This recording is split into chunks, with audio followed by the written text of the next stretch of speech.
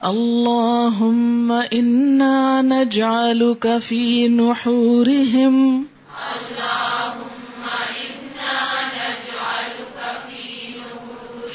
ونعوذ بک من شرورہم اللہم اے اللہ انا بے شک ہم نجعلک ہم رکھتے ہیں تجھ کو فی نحورہم ان کے گلوں پر. نحر کہتے ہیں اس جگہ کو بولتے ہیں جہاں سے وہ قربانی کی جاتی نا. ونعوذ بک اور ہم تیری پناہ میں آتے ہیں من شرورہم ان سب کے شر سے. آپ کو معلوم ہے یہ دعا کب پڑھی جاتی؟ جب کوئی بلا وجہ بہت زیادہ پریشان کرے اور بیکار کی باتیں کر کے آپ کے اس کاز کو اور مشن کو نقصان پہنچائے. اس میں جادو، ٹونے، ٹوٹکے اور اس قسم کی خرافات اور یہ سب چیزیں آ جاتی.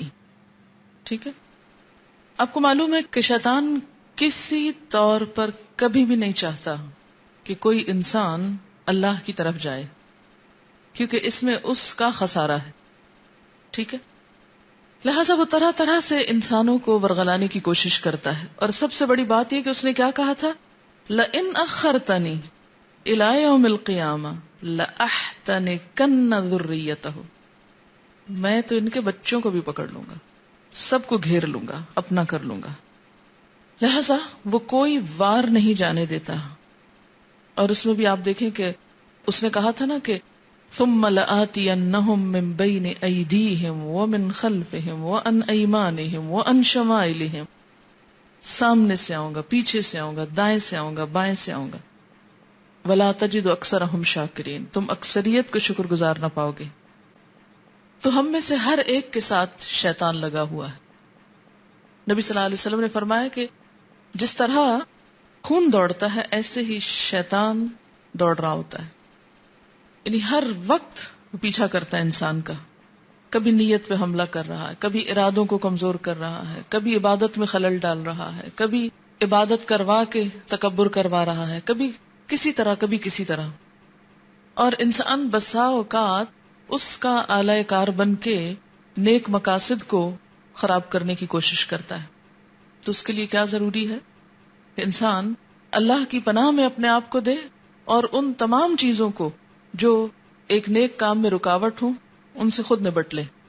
بات یہ ہے کہ جب کوئی آپ کو کچھ کہے اور جواباً آپ بولنا شروع کر دیں تو نقصان کیا ہوگا؟ دین کا سارا کاز ختم ہو جائے گا. کوئی آپ کا مذاق اڑائے اور جواباً آپ بھی مذاق اڑانا شروع کر دیں تو کیا ہوگا؟ آپ برابر پہ آ گئے.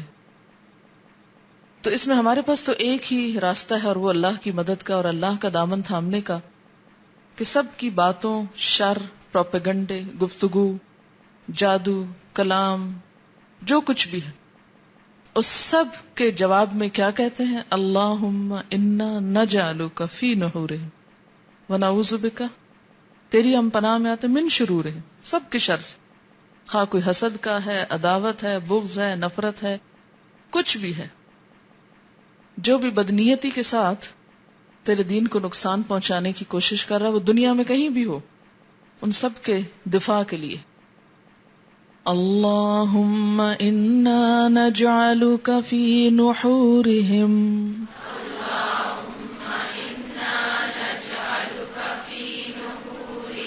ونعوذ بک من شرورہم